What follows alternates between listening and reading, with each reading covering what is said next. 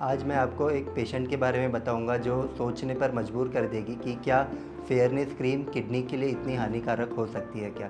नमस्ते, मेरा नाम डॉक्टर पंकज जावंदिया है। मैं नेफ्रोलॉजिस्ट यानी किडनी स्पेशलिस्ट हूँ और मैं नागपुर में प्रैक्टिस करता हूँ। आज हम बात करेंगे एक ऐसे मामले की जो खूबसूरती के नाम पर सेहत पे होने वाले नुकसान का जीता जागता उदाहरण है। यह बात पिछले साल की है। पिछले साल जुलाई 2023 में हमारे पास एक 25 साल की महिला पैरों में सूजन, शरीर पे सूजन, जांघों में सूजन यह समस्या लेकर आई थी। यह समस्या उसको करीबन 2 महीने से शुरू हुई थी। जब हमने वो महिला की पूरी जांच की तो हमने एक नेफ्रोटिक सिंड्रोम नाम की बीमारी का डायग्नोसिस बनाया।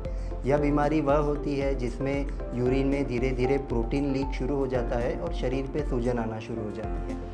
जब हमने उसकी जांच करी तो उसकी किडनियां तो ठीक काम कर रही थी, बट उसकी यूरिन में काफ़ी प्रोटीन जा रहा था। नॉर्मली जो यूरिन में प्रोटीन की मात्रा होती है वो 300 मिलीग्राम की होती है और वो महिला के यूरिन में करीबन 13 ग्राम प्रोटीन जा रहा था, यानी कि वो करीबन 40 टाइम्स ज़्यादा प्रोटीन था अगर आप नॉर्मल से कंपेयर करें तो। इस गंभीर स्थिति को समझने के लिए हमने उसके किडनी की बायोप्सी की, जिसमें एक किडनी का पीस निकाला जाता है। तो वो किडनी की बायोप्सी को जब माइक्रोस्कोप में देखा गया तो उसमें NEL1 पॉजिटिव मेम्ब्रेनस नेफ्रोपैथी नाम की बीमारी सामने उभर कर आई। जब हमने लिटरेचर देखे तब 2020 में अमेरिका में सबसे पहले यह बीमारी पाई गई थी और यह बीमारी के जो मरीज़ थे वो एक तो उम्रदराज मरीज़ थे और उसमें से आधे से ज़्यादा मरीज़ों को कैंसर था। जब हमने हमारी पेशेंट को देखा तो ये एक यंग पेशेंट थी और इसको कैंसर के कोई भी चिन्ह नहीं थे। फिर हमने यह समझने की कोशिश की कि इस कंडीशन के पीछे कारण क्या था। तो हमने उसके ब्लड और यूरिन का जो सैंपल था वो मर्क्यूरी माने पारे के जांच के लिए भेजा। तो उसके ब्लड में जो मात्रा पाई गई वो करीबन 11.91 माइक्रोग्राम पर ml माने कि करीबन 12 के करीब थी और जो नॉर्मल वैल्यू से ये करीबन 8 टाइम्स ज़्यादा थी। और उसके जो यूरिन में जो पारे माने कि मर्क्यूरी की मात्रा आई वो करीबन 30 माइक्रोग्राम पर लीटर थी, जो कि नॉर्मल से करीबन 10 टाइम्स ज़्यादा थी। इसके बाद हम हमारी पेशेंट से फिर से डिटेल में बात करना शुरू किए।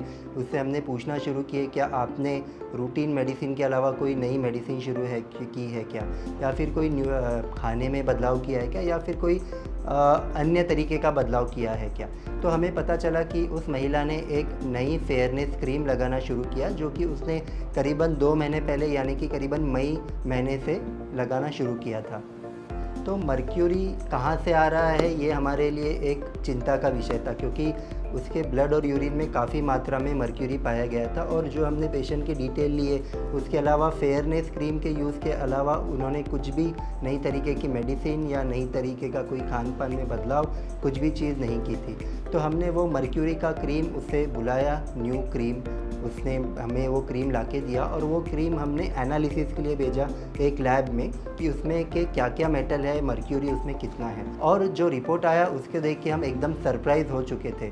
तो नॉर्मली जो परमिसिबल लेवल होता है मर्क्यूरी का क्रीम में वो होता है 1 ppm माने कि 1 पार्ट पर मिलियन, यानी कि 10 लाख में से 1 अंश।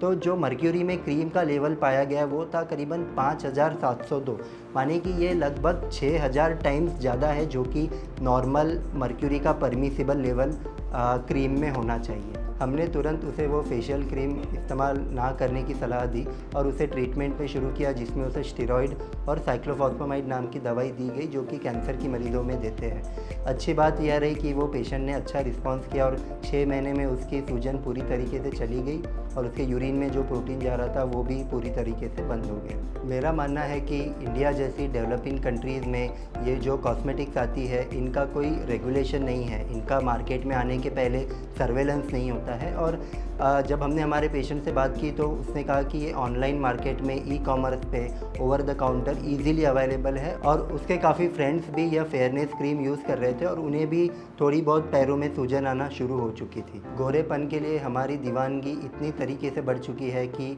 Over the counter fairness cream का यूज़ हमारी सेहत के लिए खतरा बनता जा रहा है। हमारी सेहत महत्वपूर्ण है। गोरेपन के चक्कर में आके कोई भी अननेसेसरी फेशियल क्रीम का इस्तेमाल ना कीजिए। अगर आप कोई क्रीम का यूज़ करते हैं तो उसे डिटेल में देखिए, उसके कंटेंट देखिए, वो कहाँ से आ रही है, ये सब चीज़ देखने के बाद ही उसे अपने बॉडी पे अप्लाई करना शुरू कीजिए। मुझे उम्मीद है कि ये जानकारी आप सभी को उपयोगी और यूज़फुल लगी होगी। अगर आपको लगता है कि यह वीडियो आपके लिए इम्पोर्टेंट है और इन्फॉर्मेटिव है तो इसे लाइक कीजिए और शेयर कीजिए ताकि यह वीडियो और भी लोगों तक पहुंच सके। इसी टाइप के रेगुलर किडनी से रिलेटेड अपडेट के लिए हमारे चैनल को सब्सक्राइब कीजिए। और अगर आपके कोई सवाल हो या फिर आप कोई किडनी के अन्य बीमारी के बारे में जानना चाहते हो तो हमें कमेंट कीजिए।